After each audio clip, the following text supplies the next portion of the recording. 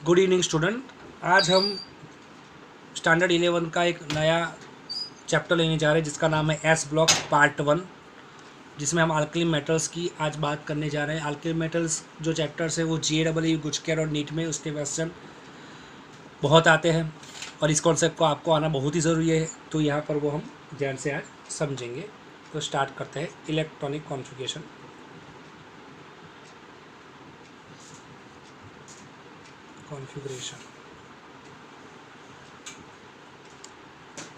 उसकी बात करें तो पहला नंबर हम जाते हैं लिथियम होता है, जिसकी इलेक्ट्रॉनिक कॉन्फ़िगरेशन होती है 1s2 2s1। फिर क्या आएगा? Sodium 1s2 2s2 2p6 and 3s1। फिर आएगा potassium 1s2 2s2 2p6 3s2 3p6 and 4s1। फिर क्या आएगा? आरबी का मतलब होगा 1s rubidium 1s2 2s2 2p6 3s2 3p6 3d10, ये इम्पोर्टेंट है, 4s2 4p6 और 5s1, बराबर। फिर आएगा सीजियम का हम शॉर्ट में लिखेंगे, क्या आएगा? Xe 6s1 और लास्ट वाला आएगा फ्रांसियम Rn 7s1। तो ये जो होती है electronic configuration of the alkali metals. यहाँ पर आप देख सकते हैं कि हर एक के आउटर मोस्ट शेल में एक इलेक्ट्रॉन है। उसका मतलब वो है कि यहाँ पर 1 इलेक्ट्रॉन अगर ये रिमूव करते हैं या 1 इलेक्ट्रॉन लूज करते हैं तो वो noble gas electronic configuration show करेंगे। इसलिए ये सब एलिमेंट जो है, जितने भी एलिमेंट्स है, ये +1 स्टेट +1 चार्ज या +1 ऑक्सीजन स्टेट शो करते हैं। इसे आपको ध्यान है कि 1 इलेक्ट्रॉन लूज करने की वजह से यहाँ पर नोबल की इलेक्ट्रॉनिक कॉन्फ़िगरेशन वो शो करने की वजह से इसका चार्ज +1 होता है। This is the electronic configuration of alkali metal elements. अब आगे की मैं बात करता हूँ। आगे का जो कॉन्सेप्ट है उसकी हम बात करते हैं। तो आगे का कॉन्सेप्ट है वो है atomic and ionic ready.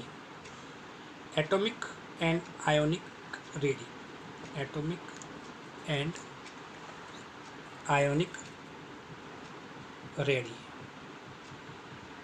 Atomic and ionic ready की मैं बात करूँ तो हम जानते हैं कि अल्कली एलिमेंट, जो अल्कली मेटल एलिमेंट है, वो उसकी साइज़ है बहुत ही लार्जर साइज़ के होते हैं, बहुत ही लार्जर साइज़ के होते हैं। इसीलिए जैसे जैसे यहाँ पर एटॉमिक नंबर इंक्रीज होगा, एटॉमिक नंबर इंक्रीज होगा, यहाँ पर एटॉमिक एंड आयोनिक रेडी भी इंक्रीज होगी। एटॉमिक एंड आयोनिक रेडी भी क्या होगी? इंक्रीज होगी। तो ये आपको ध्यान रखना है, बराबर, बहुत ही इंपॉर्टेंट चीज़ है। लार्जर साइज होती है, एटॉमिक नंबर जैसे इंक्रीज होगा, atomic and ionic ready increase होगी। ये 1 पॉइंट हुआ। नेक्स्ट इज आयोनाइजेशन एंथैल्पी, सबसे इंपॉर्टेंट पॉइंट। आयोनाइजेशन एंथैल्पी की मैं बात करूं तो आयोनाइजेशन एंथैल्पी में क्या होता है, एग्जांपल लेके मैं समझाता हूं आपको। सपोज कि मेरे पास सोडियम है, तो सोडियम क्या करेगा? यहाँ पर 1 इलेक्ट्रॉन लूज करेगा। तो ये 1 इलेक्ट्रॉन जब लूज करता है तो 1 इलेक्ट्रॉन ये कहाँ से लूज करेगा? हम जानते हैं कि सोडियम की इलेक्ट्रॉनिक कॉन्फ़िगरेशन क्या है। तो सोडियम जो होता है उसकी इलेक्ट्रॉनिक कॉन्फ़िगरेशन होती है 281। तो यहाँ पर 281 में से ये 1 इलेक्ट्रॉन यहाँ पर लूज हो गया, तो यहाँ पर जो बना उसमें तो इलेक्ट्रॉनिक कॉन्फ़िगरेशन 28 आएगी। तो उसका मतलब क्या हुआ कि ये इलेक्ट्रॉन जो है उसको रिमूव करने के लिए इतनी एनर्जी नहीं देनी पड़ेगी कि ये एस का इलेक्ट्रॉन है, एस में 1 इलेक्ट्रॉन होगा एस ऑर्बिटल में, तो ये 1 इलेक्ट्रॉन को लूज करने के लिए इतनी एनर्जी नहीं देनी पड़ेगी जितनी कि पी के ऑर्बिटल या 6 ऑर्बिटल है या उतने बॉन्डेड ऑर्बिटल है उसको देनी पड़ेगी। मतलब 1 इलेक्ट्रॉन को लूज करना आसान है, इसलिए इजीली थोड़ी भी एनर्जी आप दोगे तो ये इलेक्ट्रॉन रिमूव हो जाएगा। इसलिए आयोनाइजेशन एंथैल्पी इसकी कैसी होती है? लो होती है। ये आपको ध्यान रखना है। आयोनाइजेशन एंथैल्पी अल्कली मेटल की हमेशा लो होती है, तो ये आपको ध्यान रखना है। लो होने की वजह से यहाँ पर टॉप टू बॉटम जाएंगे from Li to Cs, top to bottom from Li to Cs जाएंगे। आयोनाइजेशन एनर्जी क्या होगी? डिक्रीज होगी। आयन एनर्जी क्या होगी? डिक्रीज होगी। उसका मतलब ये हुआ कि पहले वाला जो है उसकी आयोनाइजेशन एनर्जी सबसे ज़्यादा है। उसका मतलब Li की आयोनाइजेशन एनर्जी क्यों ज़्यादा है? क्योंकि Li जो है वो एटम है, बहुत ही छोटा है, और उसके छोटा होने की वजह से न्यूक्लियस के टुवर्ड्स उसका अट्रैक्शन ज़्यादा होगा, और जितना अट्रैक्शन ज़्यादा होगा, जैसे कि यहाँ पर मैं आपको समझाता हूँ, जैसे कि ये हमारा Li है, तो यहाँ पर ये हमारा एटम है, और यहाँ पर ये हमारा Li है, और उसका ये टुवार्ड्स न्यूक्लियस है, उसके साथ जो अट्रैक्शन है वो सबसे ज़्यादा होगा कि नज़दीक होगा, और नज़दीक होने की वजह से ये बॉन्ड बहुत ही मजबूत हो जाएगा, बहुत ही स्ट्रांग हो जाएगा। उसके वजह से ये बॉन्ड स्ट्रांग होने की वजह से इस बॉन्ड को ब्रेक करने के लिए you have to give more energy. इससे ये बॉन्ड को एनर्जी ज़्यादा देने की वजह से यहाँ पर Li की आयनाइजेशन एंथैल्पी सबसे ज़्यादा होगी। लेकिन जैसे जैसे आगे जाएंगे तो साइज़ इंक्रीज होती जाएगी, साइज़ बड़ी होती जाएगी, इसलिए यहाँ पर बॉन्डिंग बहुत ही वीक होने की वजह से यहाँ पर थोड़ी भी एनर्जी आप दोगे तो यहाँ पर बॉन्ड ब्रेक हो जाएगा। इसलिए आगे जाने की वजह से लास्ट वाला जो एटम है, लास्ट वाला जो हमारा CS है, उसकी आयनाइजेशन एनर्जी सबसे कम होगी। तो this is the concept of ionisation energy. आगे की बात करूँ मैं, आगे की बात जो है वो हाइड्रेशन एंथैल्पी। आगे की बात करता हूँ हाइड्रेशन एंथैल्पी। हाइड्रेशन एंथैल्पी, तो हाइड्रेशन का एंथैल्पी क्या मतलब, वाटर मॉलिक्यूल के साथ यहाँ पर हमें बॉन्डिंग करनी है। तो वाटर मॉलिक्यूल के साथ बॉन्डिंग सबसे ज़्यादा किस में होती है, Li+ में होती है। फिर क्या होती है, Na+, फिर K+। ये पूछा गया एग्जाम में, आप ध्यान रखना, ये सबसे ज़्यादा पूछा गया एग्जाम में ऐसा क्वेश्चन है। तो ये ऑर्डर आप ध्यान रखिएगा, जैसे जैसे यहाँ पर साइज़ आप इंक्रीज होती जाएगी, आयोनिक साइज जैसे जैसे इंक्रीज होती जाएगी वैसे वाले हाइड्रेशन एंथैल्पी डिक्रीज होती जाएगी, ये आपको ध्यान रखना है। आगे की बात करूँ, वो बहुत ही इंपॉर्टेंट पॉइंट है, केमिकल प्रॉपर्टीज़ की जो बात करनी है उसकी बात करते हैं। बहुत ही इंपॉर्टेंट, JEE और नीट में इससे क्वेश्चन आते ही है। तो यहाँ पर, और मैं कहूँगा 110% ये केमिकल प्रॉपर्टी में जो आपको करवाता हूँ उसमें से नीट में क्वेश्चन आएंगे। केमिकल प्रॉपर्टी पहला है रिएक्टिविटी विथ O2, तो उसमें पहली रिएक्शन रिएक्ट विथ O2 करें तो 4Li+ O2 हो गए तो क्या मिलता है हमें, हम जानते हैं 2Li2 मिलेगा। और ये क्या होता है, ऑक्साइड मिलता है, लिथियम ऑक्साइड मिलता है। और यहाँ से आप ध्यान रखें कि ऑक्सीजन वो -2 स्टेज में होता है, मतलब ऑक्सीजन का चार्ज -2 होता है, इसलिए उसको ऑक्साइड बोलते हैं।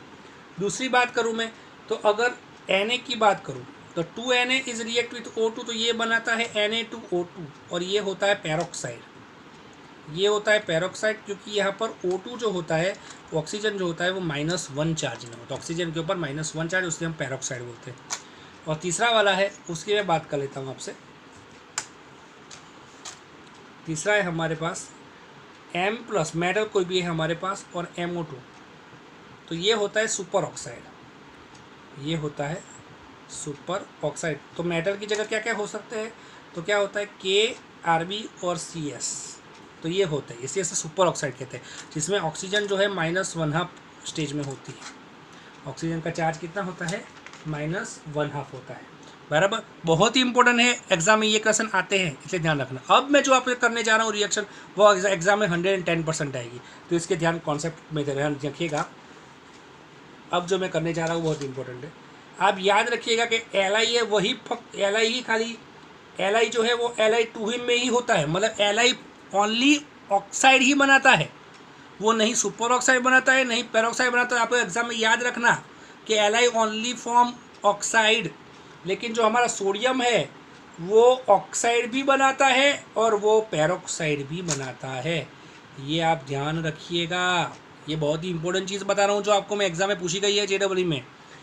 और नेक्स्ट वाला है जो K है, Rb है और CS है, ये तीनों ऑक्साइड भी बनाते हैं, सुपर ऑक्साइड भी बनाते हैं और पेरोक्साइड भी बनाते हैं, तो ये आप ध्यान रखिएगा, ये तीनों बनाते हैं, बराबर। तो बहुत ही इम्पोर्टेंट रिएक्शन है, सबसे इम्पोर्टेंट है, ये पूछी जाएगी 110%।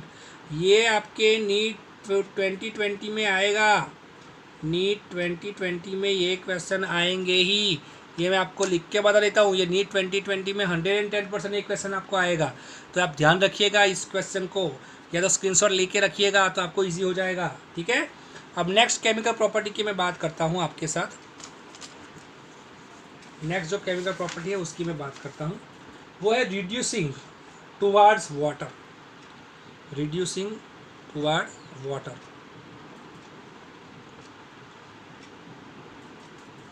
Reducing towards water,